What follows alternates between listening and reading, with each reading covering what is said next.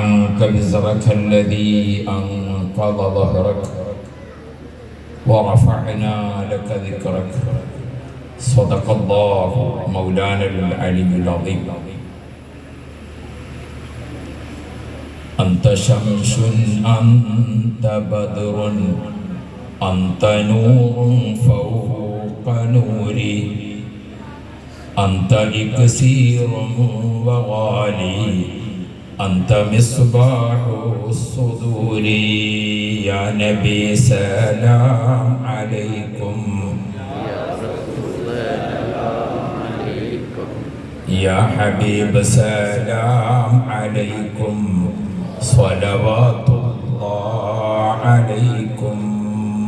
الصلاة والسلام عليك يا سيدنا يا رسول الله. خذ بأيدينا قلت حيلتنا أدرك رحمة للعالمين محمد مصطفى സല്ലല്ലാഹു അലൈഹി വസല്ലമ തങ്ങളുടെ മൗലിദ് സഭ ഞങ്ങളിൽ നിന്ന് നീ കബൂൽ ചെയ്യണേ അല്ലാഹ്.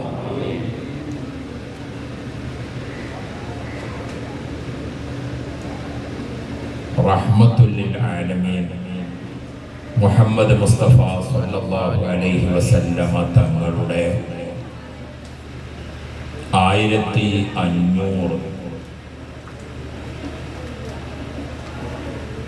ജന്മദിനമാണ് ജന്മമാസത്തിൽ ലോകമെമ്പാടുമുള്ള മുസ്ലിമീങ്ങൾ ആഘോഷിക്കുന്നത്.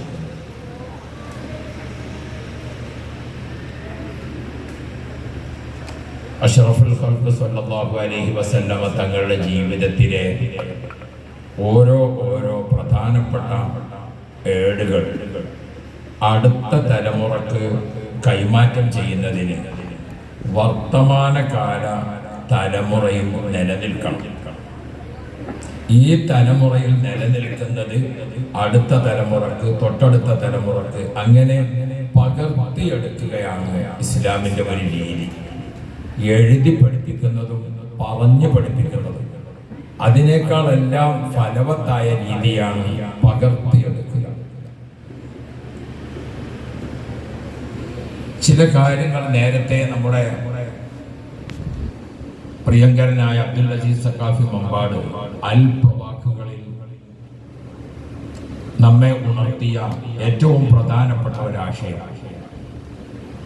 അതേപോലെ ഈ ഉമ്മത്തിന് നബി തങ്ങൾ ഉദ്ദേശിക്കുന്ന ഏറ്റവും പ്രധാനപ്പെട്ട മറ്റൊന്നാണ് നമ്മുടെയൊക്കെ എല്ലാ രംഗത്തെയും അഭിവൃദ്ധി, പുരോഗതി, ഉയർച്ച. ഈ ഉമ്മത്തെ അധപ്പതിക്കുക,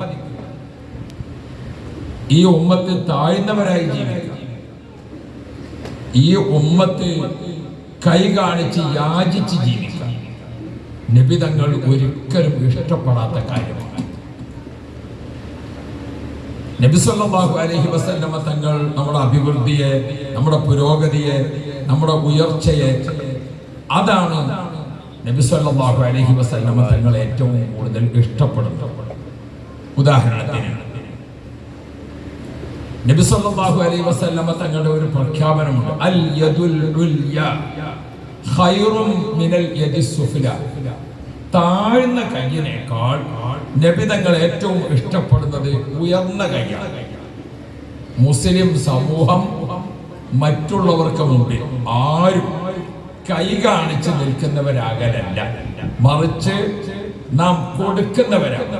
വാങ്ങുന്ന കൈ താഴ്ന്നതും കൊടുക്കുന്ന കൈ ഉയർന്നതുമാണ്. അപ്പോൾ നമ്മൾ ഫക്കീറായി, നമ്മൾ മിസ്കീനായി, നമ്മളിങ്ങനെ കടങ്ങോണ്ട് കുടുങ്ങി അങ്ങനെ ജീവിതത്തിന്റെ പ്രയാസങ്ങളിൽ കടന്ന് നരകയാതനയിലാകുന്ന ഒരവസ്ഥയല്ല ഈ ഉമ്മത്തിന് വേണ്ടത്. ഈ ഉമ്മത്തിന് വേണ്ടത് സന്തോഷത്തിന്റെ പുഞ്ചിരി, അഭിമാനത്തിന്റെ പ്രസന്നമായ മുഖം, തല ഉയർത്തി നിന്നുകൊണ്ട് മാന്യമായ ജീവിതം. നബി സല്ലല്ലാഹു അലൈഹി വസല്ലം തങ്ങളുടെ ഒരു പ്രത്യേക ഗുണം ശറഫുൽ അനാം മൗലിദിൽ എടുത്തു പറഞ്ഞു, അന്ത ഇക്സീറും വഗാനി. നബിയെ തങ്ങൾ ആരാണ്? ഇക്സീർ. ഇക്സീർ എന്ന് പറഞ്ഞാൽ എന്താണ്? ഇരുമ്പ് ചെമ്പാക്കുക. ചെമ്പ് സ്വർണമാക്കുക എന്നതാണ് ഇക്സീർ. അന്ത ഇക്സീറും ബവാനി. നബി തങ്ങൾ ആരാണ്? താഴ്ന്നവനെ മാന്യനാക്കുന്ന ആളാണ്. അതാണ് ഇവിടെ കൊണ്ടുവന്നത്. അന്ത ഇക്സീറും ബവാനി. നബിയെ തങ്ങൾ ആരാണ്? താഴ്ന്നവനെ മാന്യനാക്കുന്ന ആളാണ്. എവിടെയാണ് മാന്യത ഏറ്റവും കൂടുതൽ? നമ്മുടെ സാമ്പത്തികമായ ഇടപാടിൽ ഒരു കാര്യം പറയാം. ഇപ്പൊ നമുക്ക് കടം വാങ്ങാൻ വേണ്ടി പോകുന്ന ആളെ കൈ എത്ര മുന്തിയ ആളാണെങ്കിലും കടം വാങ്ങുന്ന ആളെ കൈ താഴ്ന്നതാണ്. കടം കൊടുത്ത ആളെ കൈ ഏതാണ്? ഉയർന്നതാണ്. നമ്മളൊരു നിർബന്ധം വരുമ്പോഴേ കടം വാങ്ങാൻ നിൽക്കാവൂ. കാരണം നാം കൈ കാണിച്ച് താഴ്ന്ന കൈയാണ്.